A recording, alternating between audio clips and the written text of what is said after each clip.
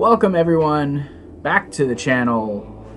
I am your host Zach here on the Yobro Nation YouTube channel, and this is your Season 1 episode review of The Walking Dead. Vatos is the name of the episode.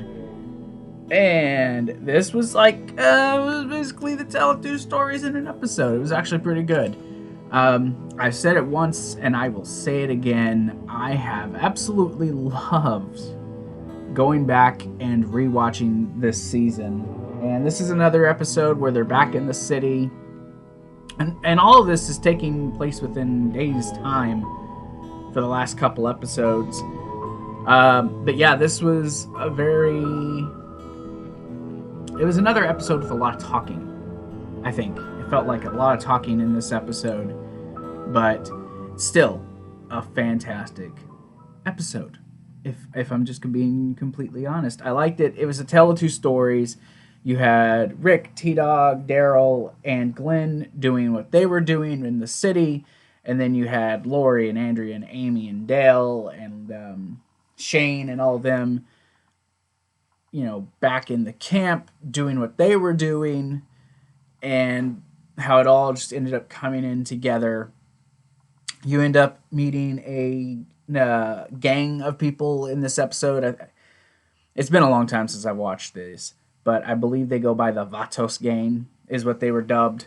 But you see them in this episode and get introduced to them, and it's an interesting season so far. And this episode, I've got 2 left after this for the first season before I take a small break and then jump back into season 2. It's been good. Honestly, it's been really good. Not every episode is an episode number 2 caliber show, but I remember now just how good season 1 really was. I still think season 2 is the better of those seasons, but I don't think any show has a stellar season 1. Some do, but not many. Honestly, I don't know where I'm going with this. I have no clue. But episode 4, The Search for Merle, as I've dubbed it. The Search for Merle. And that's the crux of the episode. If you remember the last episode, Daryl wanted to go find his brother. Understandably so, right? But we end up getting Rick and company coming across members of the Vatos gang. Felipe and Jorge are a couple of them. What is his name? I'm drawing a blank here. Why can't I remember? Yeah, I guess it doesn't matter. But they come across them. Oh yeah, Miguel. His name was Miguel. I'm having a struggle today remembering. It's early, all right? It's early, and I'm tired, and I haven't had my coffee all the way yet. Leave me be. But good episode, Then we got, there's a lot going on when you're in the city with Dell and them, but when you really go back to the camp, nothing really is going on there. You're seeing like what would be a typical day for them, right? They're just getting ready for the evening. Maybe you have a disgruntled member of the group there. Like, it's really nothing major happening there till the end of the episode. Nothing against the character Jim, because Jim's focused on quite a bit in this episode. Nothing against him, but him and his wanting to dig holes really means anything to me in this episode. It's the B plot for sure. He's definitely the B plot. And you're just kind of there when you're at the camp, but then you go back to the city, and a lot is going on when you're there. So, but I'm just gonna instead of rambling, I'm just gonna jump into this and start with this actual review. So we pick things up with Andrea and Amy. They're in a boat in the middle of a ravine, and they're just fishing, right? And they're having a nice conversation about their dad and how he used to show them to fish, what lure did he use, and how they spent so much time in the boat, and just, learning things. Their dad's rule, no crying in the boat. And you find out, through their conversation that they're like 12 years apart, right? And when Andrea went to college, that's when he started putting Amy in the boat a lot with him. And they come to the realization, their dad did, wet lure versus dry lure, whatever that means. I'm not a big fishing connoisseur. So if you're a big fisherman, please let me know what that means in the comments. But he did it for them differently, right? Andrea needed to catch the fish, Amy needed to throw them back. And they get all emotional with reason. And they're like, maybe, mom and dad, maybe, Florida didn't hit that bad. Maybe it's not so bad there. But it's bad. It's the whole world thing, right? And then the camera pans away from them and it pans over to Dale on top of his RV, kind of watching, and you see Jim digging holes, multiple holes. So that sets up the story that's going on in the camp with them and whatever it is that's going on with Jim. So we go through the opening title card, and we're back to the rooftop where we ended the last episode, and we see Merle's hand on the ground and the blood. Daryl's obviously and rightfully so very much upset.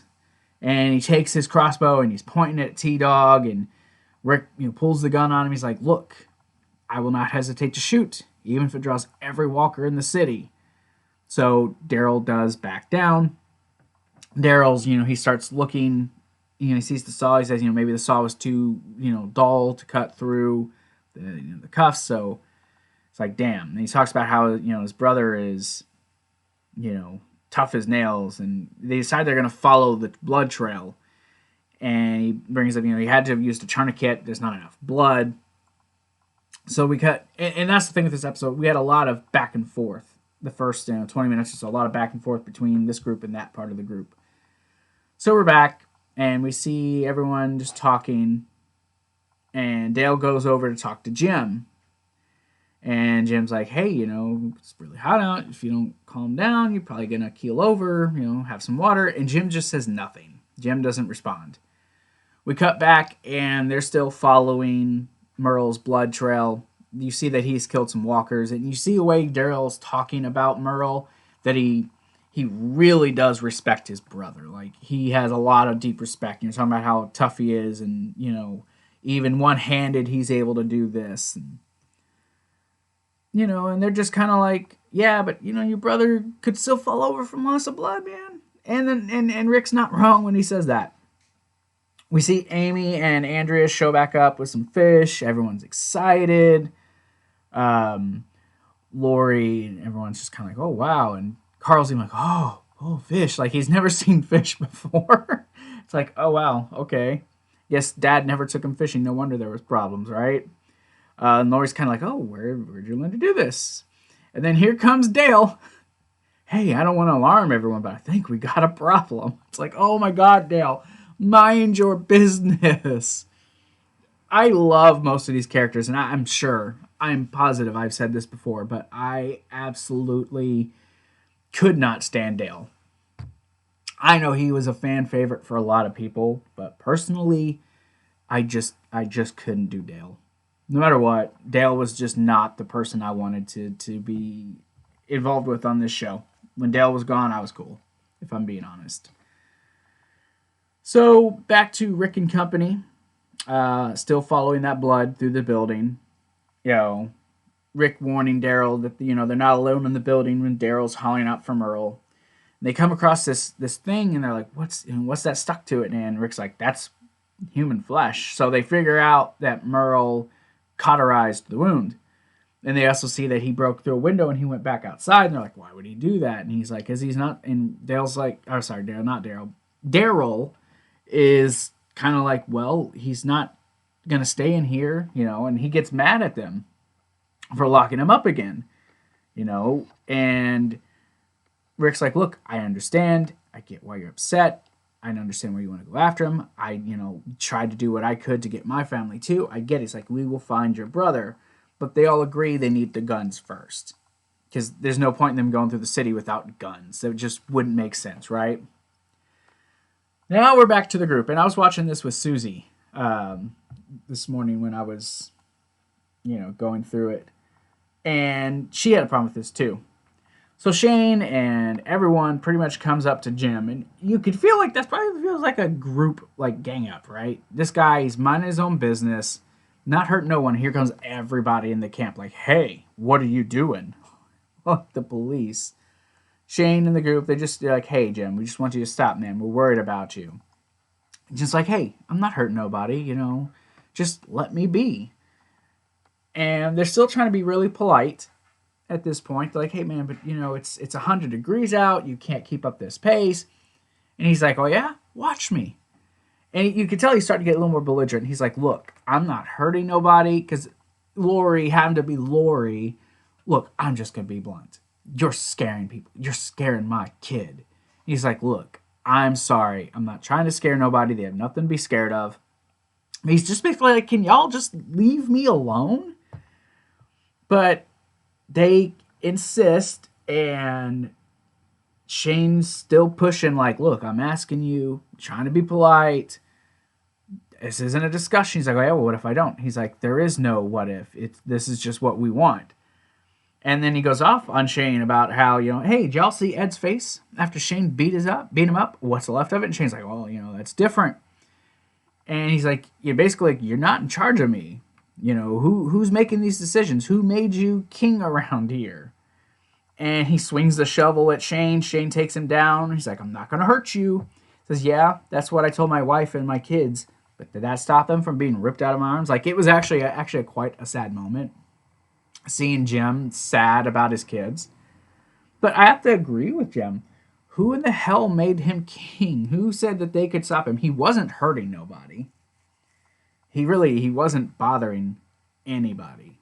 So I kind of had to agree with Susie. I didn't understand why they were fucking with him. Like, what did he do? Nothing. He didn't hurt nobody. So we see Rick and everyone making a plan to get the weapons. Glenn's like, look, I'll go out alone. It'd be quicker if I have someone else with me. It'll slow me down.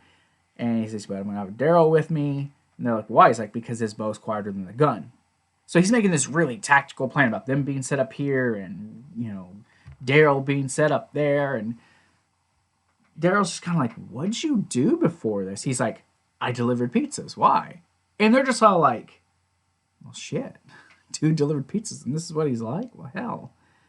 So we then see Daryl and Glenn going down the fire escape, and they're in the alleyway across from the guns where where the second episode was, where him and Rick got away. And Glenn runs out. He's grabbing the weapons and the hat.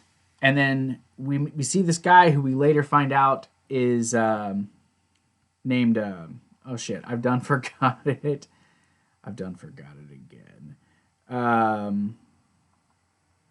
Miguel. Shit, Miguel. So we find out his name is Miguel. And Daryl's like, who are you? Have you seen my brother? He's kind of hurt. And he's kind of yelling at him. And then here comes Felipe and Jorge, who we find out that's their names. They come running down. They jump Daryl. They start stomping him and hitting him with the bat. And if you haven't seen the guy who plays Felipe, he's in another movie. Oh my God, what is it? I can't think of the name of the movie, but he ends up getting caught up against a fence and has a monkey crawl up his ass. That actually happens in a movie. Freaking hilarious. But he's in that movie. And he gets shot in an arrow in the ass in this episode.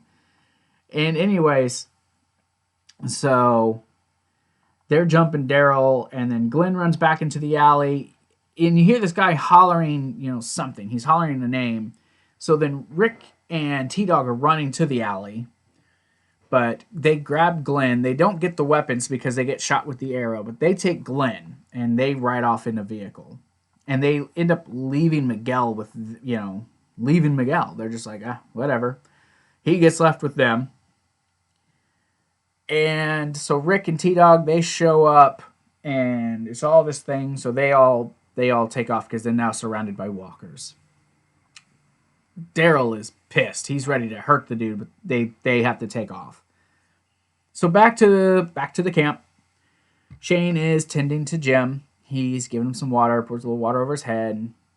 You know, he's just apologizing for scaring everyone. And Lori's like, it's okay, we get it. It's just the heat got to you. It's no big deal. And he apologizes to him, and he starts talking about his dream. He says, I can't really remember it. He's like, but, your daddy was there, and your mom. And then he starts talking about Rick being a good man, tough as nails, that he's going to come home, and he's just helping people. That's what he does. Like, I haven't known your dad long, but I could see it in him. He's a good man. So Shane's like, okay, let's just, he takes Carol's daughter, and he takes Carl, and takes them to go do fish, and then he just tells Lori, keep your son close. You could tell he's still affected by the son, but whatever this dream was really messed with him, and he actually refers back to that later in the episode. Rick, Daryl, and T-Dog are kind of like asking Miguel, what were you doing? Have you seen him? And he mentions Merle by name, and he makes fun of Merle's name. He's like, what type of redneck name is that? And Daryl grabs Merle's hand. He's like, oh, you want to see what I did to the last man who crossed me? He takes the hand, he throws it in the dude's lap, he freaks out. It's like, how about we start with the feet? And Rick pulls him off. I'll tell you what, I'll make you a deal. Like, that was funny. It was an actual laughable moment. Making me cough. But, yeah, so we see them outside of the building, and they're talking, and he mentions G. Like, G, he's like, Guillermo. He's like, he runs the place. Like, oh, Rick's like, oh yeah, well let's meet Guillermo. So they walk, with Miguel, held by a gun, and the door's open, and here comes this man out who we find out is Guillermo, and I'm just gonna call him G for short. So G's out there. He's just kind of they're having talk, and Miguel's like, the crazy redneck, threatened to cut off my feet. And he's like, threatened to cut off his feet. Who does that? You're crazy. Like, they have this banter back and forth, and they basically devolves about the guns. They want the guns. Rick says it's not your guns. He's like, bag of guns in the street. Anyone could claim them. And he's like, look, this is the deal. I want the guns. And Rick's pretty much like, no. He's like, all right. And he snaps his fingers, and you see they have Glenn on the rooftop, and they're threatening to throw Glenn down. It's like, so here's the deal. You go get the guns. You bring them back to me. I'll give you your man. If not, we'll see who can shed more blood. So they go back to the guns, and Rick's, going through them, and they're asking me, should we trust him? Is this guy even worth it? Is Glenn even worth the weapons? Are we really going to, risk these? And Rick's like, look, if it wasn't for him, I wouldn't be here. He's like, I owe him. My family owes him. I was just some dumb idiot in a tank. He could have left me, but he helped me. And he said, so we're just really going to hand over the weapons for him? He's like, no, I didn't say that. So they load up the weapons, load up the, the bag, and they go. So we see Miguel, he's gagged and tied, and they show back up. They open the doors. G's like, look, I want my guns. And he's like, feed your man to my dogs. I got him in a, yard. They were, by the devil or something like that. What? He said, I picked him up at Satan's yard sale. Yeah, that was it. He picked him up at Satan's yard sale. And then you actually see the dogs later. Thanks. Yeah, that's why I picked him up at Satan's yard sale. It's like, what? You can tell he's trying to be hard. And he's like, so I don't think, are you just deaf or just don't, listen or something like that. And Rick's like, oh no, I heard you loud here. You just said to bring the guns, loaded. And they cock their guns and they're ready to kill. Because these guys have a few guns and the rest is bats. Like, if they really wanted to fuck up this group, they could. And then this little old lady comes out. Mijo! And it turns out to be Felipe's grandmother. And she's talking about Mr. Gilbert needs his asthma meds. He can't breathe. And you can see that, G is like frustrated. He's like, handle that. Like, get your grandmother out of here. And she's like, she sees Rick. She's like, oh, and she thinks he's the police. She's like, are you here to arrest my grandson? He's like, Rick's like, oh, no, I'm not here to arrest him. He's here to help us with find a missing person. He's like, his name is Glenn. She's like, oh, the little Asian boy. She's like, he's with Mr. Gilbert. And she takes Rick by the hand. Here, I'll show you. And it's so freaking sweet. And she, and obviously G lets him through. And she walks him through the crowd. And she takes him. And there's just Glenn with the rest of the old people. And you realize this like a nursing home group. And they're, Felipe's already there, and he's giving him the asthma medicine. And they're like, what is this? He's like, asthma attack. He couldn't breathe all of a sudden. And Rick's like, looks at G's like, let me talk to you. He's like, we were prepared to kill everyone here. That blood would have been on my hands. He's like, mine too. And that's when we learn that Felipe's grandmother was in this nursing home, and Felipe was a nurse, and he was the custodian, and they're the only ones who stayed, and the only people that are there are people whose family are there.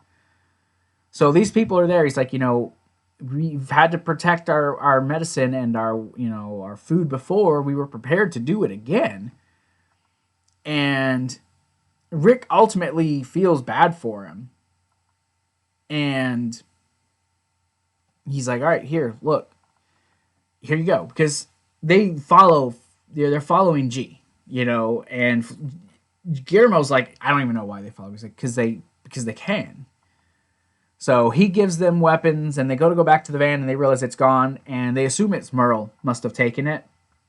And Daryl's like, Merle's gonna bring vengeance back to that camp.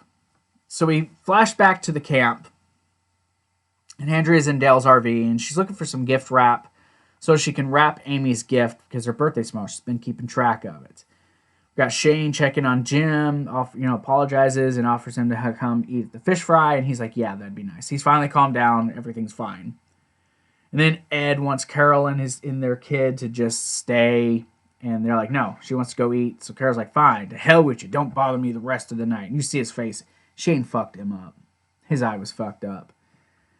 So we finally see them later in the night. They're all eating the fish and all conversating. They're asking, Dale about his watch. He's talking about this quote that he heard from a father passing his watch down generations. And he's called weird, but you see them. They're having a really good time. And then we see Ed in his tent, and someone's outside the tent. He thinks it's Carol, and he's mad. Go away. And I told you to hell, stay away from me. And he goes to open it, and it's a walker. Then the whole camp is just hoarded by walkers. Amy ends up being bit like several times. These walkers are just killing off multiple people within the camp, and you see they're trying their best to defend it. Like, it's a very intense scene. The whole time this is happening, you're like, what is happening? Especially when you first watch the show and you haven't really seen a lot of walkers get to people. This is the first big death scene, right, where people are really getting killed on screen, that is. And you see it. Ooh, my shoulder's bruised. But you see it, and then last second, here comes Rick and T-Dog and Daryl, and then with the guns, and they're shooting, they're killing, and they finally get all the walkers, and everyone's in shock. You see Amy with Andrea in her arms, and she dies. And that's really sad. And everyone's just reeling. And all of a sudden, Jim just says, oh, yeah, now I remember my dream. Now I remember why I dug all these holes. And you're like, what type of quote is that? But that's how the episode ends. That's how it ends. And like I said, most of the episode was mainly what's going on in, Atlanta. And as far as the camp went, it was slow, and it was just okay, they're just doing daily routines. And then you get to the end of the episode, and then it's oh, fuck, shit just went down. Lots of people just died. And main characters. And this leads into the next episode where they're trying to decide what the hell to do next. So I'm looking forward to the next episode for sure. Sorry for the rambling today, guys. It's an off day, but I did enjoy the episode. I hope you guys have watched these episodes. If you haven't, you definitely need to go rewatch season 1. But that's going to do it for me. Yeah, season 1, episode 4, Vatos, is a good episode. Loved the episode. A lot happens, people die, and walkers attack. It's fantastic. So, with that being said, I'll see you guys later. Remember, stay safe, stay healthy, and above all else, remember, join the nation. I'll talk to you guys later.